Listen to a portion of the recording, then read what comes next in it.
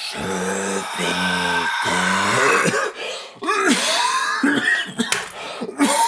Pardon, vilaine toux. Je vais donc te montrer comment réaliser ton propre masque d'Halloween. Et oui, parce que Halloween c'est dans quelques jours et il va vraiment falloir que tu te manies le pour réaliser ton déguisement. La bonne nouvelle, c'est qu'il va pas te falloir beaucoup de cuir ni beaucoup d'outils pour pouvoir le fabriquer. Et je te garantis qu'en seulement 1 heure, tu vas pouvoir obtenir un masque qui va effrayer une colonie complète de mioches. Alors jeunes dur à cuire, rentrons dans la peau d'un tueur en série. Et surtout, n'oublie pas de laisser un gros pouce bleu et de partager partout sur les réseaux sociaux. Et oui, car si tu ne le fais pas, je vais venir pendant ton sommeil.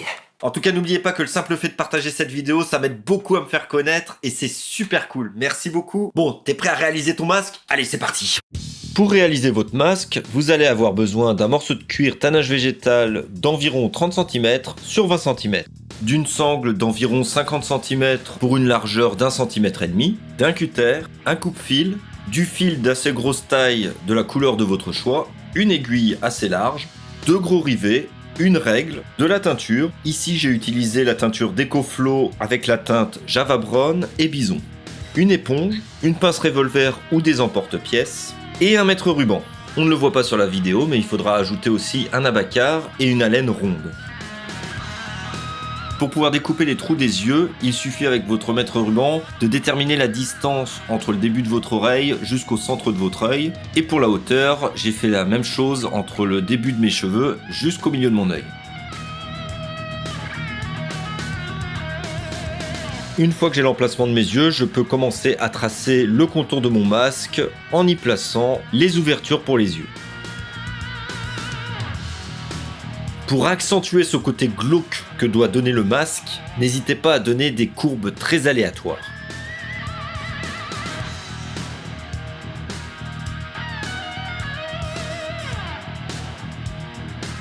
Une fois que vous êtes content de votre tracé, vous pouvez commencer à découper.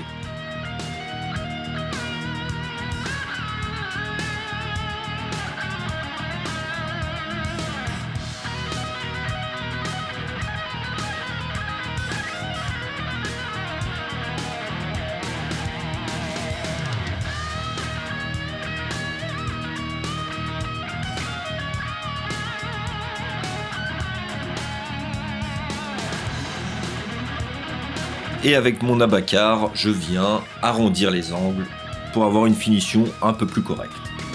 Même si on est d'accord que pour ce masque, il va falloir chercher plutôt un aspect esthétique grossier plutôt que de belles finitions. Ici, avec mon swivel, je viens tracer des cicatrices sur mon masque. Si vous n'avez pas cet outil, vous pouvez aussi le faire avec votre cutter, mais attention à ne pas traverser le cuir. Avec mon alène ronde, je viens commencer à percer les trous qui vont servir de passage pour la couture. Ici, ce sera une couture décorative, donc il faut vraiment être le plus grossier possible.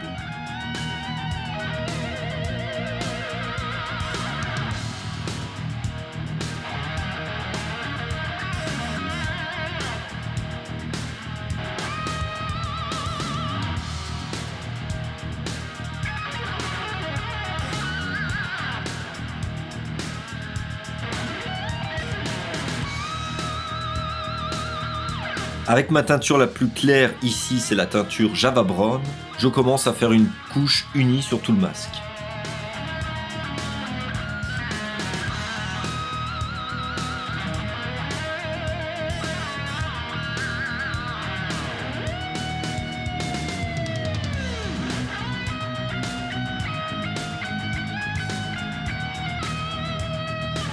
Évidemment, je n'oublie pas les bords de mon masque. Mais vu que ce masque sera collé au visage, je ne vais pas teinter le verso de mon cuir, même si la teinture à l'eau n'est pas dangereuse avec le contact sur la peau, je préfère éviter. Puis avec une éponge et la teinture brun bison, je viens tamponner tous les contours de mon cuir pour donner cet aspect vieilli et crade. Cela donnera un masque encore plus terrifiant.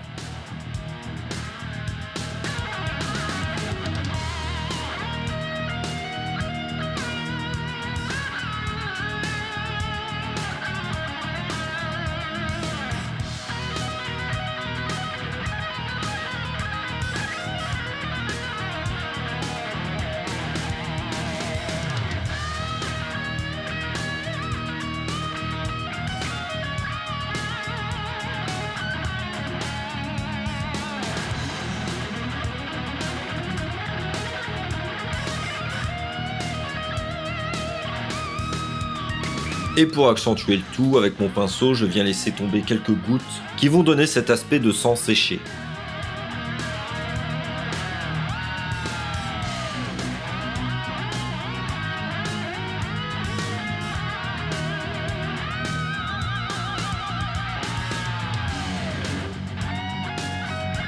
Évidemment, on n'oublie pas de mettre de la teinture sur la sangle.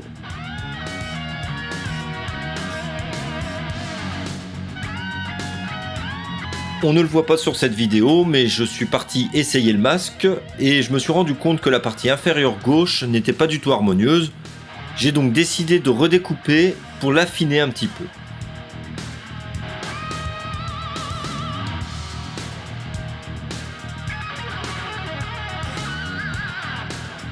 Comme vous le voyez sur ce tuto, je vous apprends les bases pour réaliser un masque en cuir, mais à vous d'être créatif et essayer de réaliser votre masque personnel, ça n'en sera que mieux.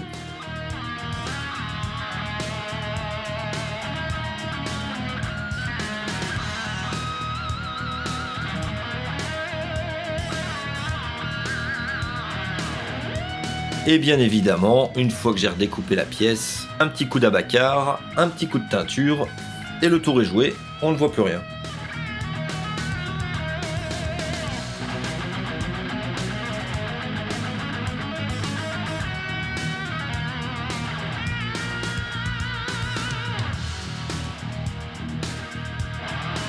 Et pour finir, je place ma troisième couche de teinture. Je vais toujours du plus clair au plus foncé, donc là je rajoute encore une couche encore plus foncée avec mon brun bison en insistant un peu plus.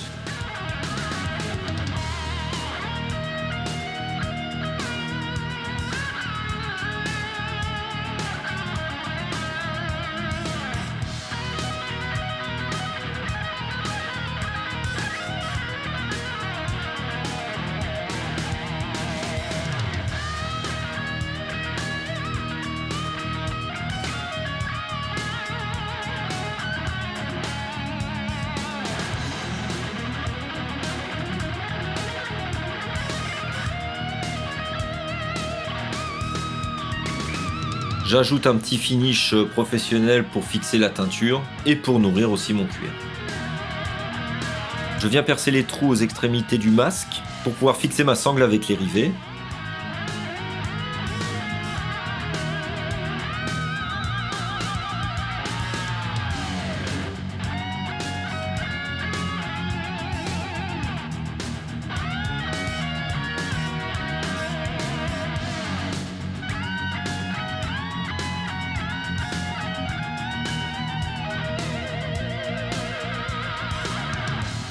J'en profite que mon cuir est encore humide pour le modeler et lui donner une forme un peu étrange. Avant de terminer mon masque, maintenant je viens faire les points de couture.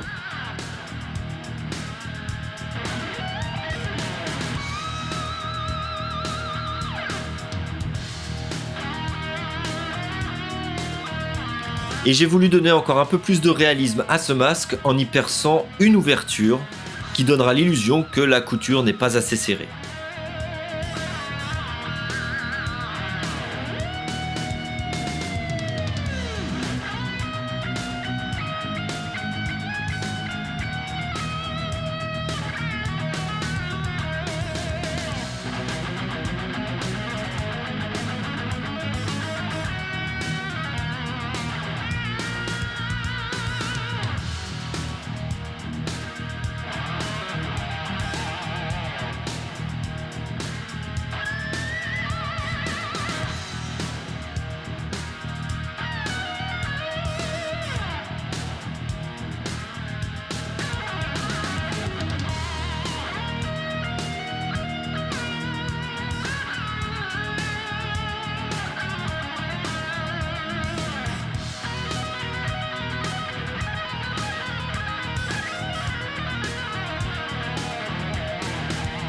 Et j'ai voulu aussi laisser 2 fils pendre pour donner l'illusion que la couture était mal faite.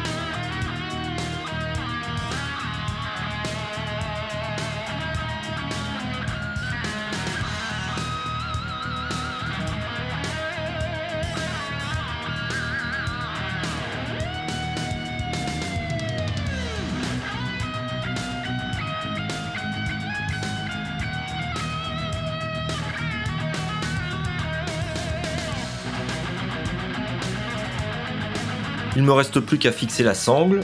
Je fixe d'abord un côté, puis je le place sur mon visage pour déterminer l'emplacement du second trou pour fixer la sangle. Essayez d'être le plus précis possible, sachant que le cuir va se donner et s'élargir un petit peu. Voilà, j'espère que ça t'a plu et que ça t'a donné pas mal d'idées pour réaliser ton déguisement d'Halloween. Encore une fois, n'oublie pas de partager cette vidéo et de laisser un gros pouce bleu pour m'encourager. N'hésite pas aussi à me dire dans les commentaires ce que tu as pensé de mon masque d'Halloween en cuir. Sinon, je serai là dans tes plus sombres cauchemars. En attendant, je te dis à la prochaine dans une future vidéo. Let's rock!